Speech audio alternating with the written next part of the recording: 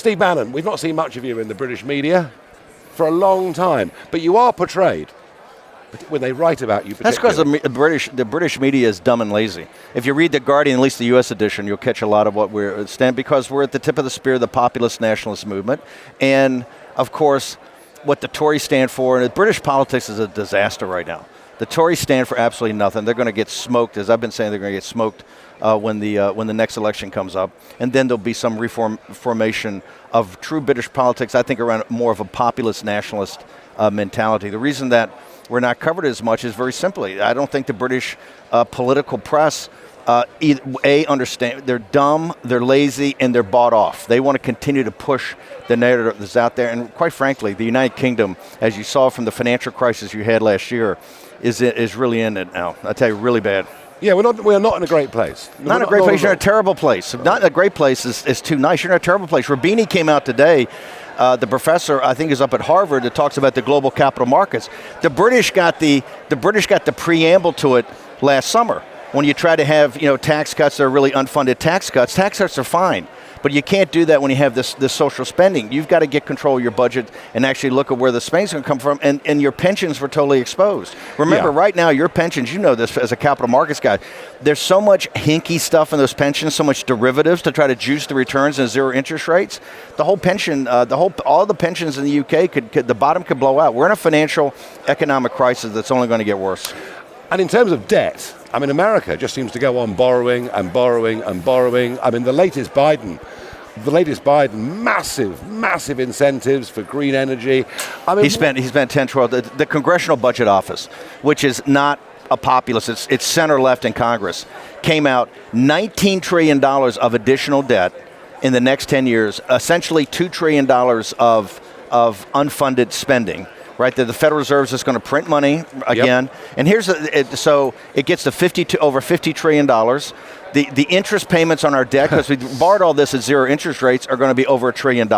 It's not sustainable. We're in a system like in the 1930s after the Great Depression, that we're very similar to the 1930s, both geopolitically and also on the capital market side. You can't sustain this. It's not sustainable. And this is interesting because 2016, the year we had Brexit, the year we had Trump, these big, what a historic populist revolts, amazing days. Yes. And yet, when you think about it, Steve Bannon, they happened at a time of relatively benign economics.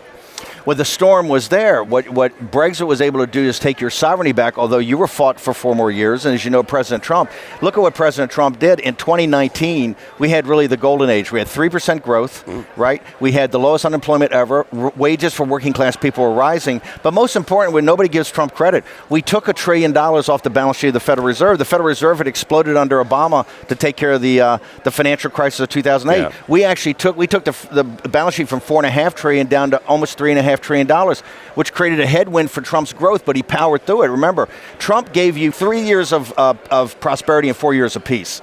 The Chinese Communist Party, with the pandemic in 2020, ruined it. But those economic policies are the economic policies. I think Trump. And you guys got fought. Look, Brexit passed in 2016. When were you actually able to effectuate truly getting your sovereignty back, and particularly your economic sovereignty, which I would argue with Boris Johnson that this Singapore and the Thames is not what Brexit was about. It's about returning Great Britain to be a manufacturing powerhouse, which you can be, with your innovation, your engineering, and quite frankly, the great workers you've got. So, well, sadly, we haven't done it. We haven't done it. But my point, Steve, is this. If we can get big change, political change in 2016, without high inflation, without markets potentially crashing, if we're going economically to the place that you think we are, there are bad times around the corner. And I rather agree with you. This idea that inflation is going to disappear, I don't buy any of it.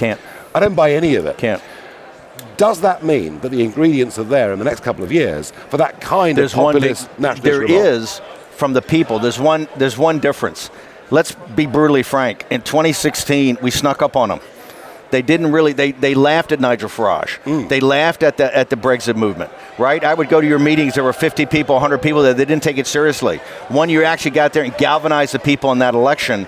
In June, they were in shock. The elites were in total shock. That's why they sat there and fought you for so long. The same with Trump. Trump was never taken seriously. Remember, when I stepped into the campaign in mid-August, he's down by 10 or 12 points. Even the last week, we were down by 5. They never took him seriously. The biggest difference now in the populist nationalist movement and the sovereignty movement, they're waiting for you. The money oligarchs, right, big tech, and particularly the media. The media is totally bought off, even the conservative media. Look at Fox and look at the Daily Telegraph. All they do is propound a neoliberal, neocon order that is not sustainable. Like in the 1930s, that order of the day was not sustainable. This is not sustainable. Now, I was very interested to see Ron DeSantis. We haven't heard much from Ron DeSantis about the UK, but a big piece in the Times newspaper, DeSantis saying that going to play golf at St Andrews was one of the great moments of his life, analysing that Brexiteers, he compared them to the founding fathers in the USA, because this was the first Brexit after all. But also, DeSantis being very critical of the Conservative government, saying they've not delivered Brexit properly. It's left people disappointed. Does DeSantis get this stuff? First off, let's talk about the Times. It's a Rupert Murdoch. I mean, let's be honest. The Fox is totally blacked out Trump. You're getting softball interviews. You're getting t-ball interviews. You're getting infomercials for those candidates. Ron DeSantis is a good man. He's a patriot. He served his country. He's been an excellent governor. Yeah. But the problem is he still looks at the framework that all the Republicans, from Nikki Haley to Tim Scott, they're all good people.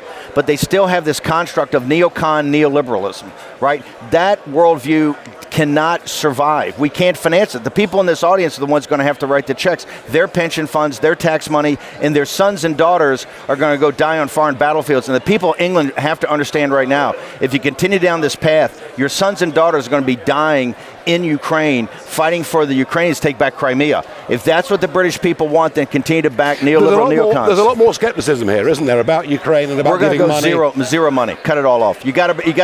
Zelensky. They have to go to the negotiating table and figure this thing out. There's 40,000. What the Defense Department says there's 40,000 dead women and children, and they're fighting over the Russian-speaking eastern border of Ukraine and talking about this crazy thing. Biden said, "Oh, the Ukrainians get to decide. They get to decide American foreign policy to go, and they want to take."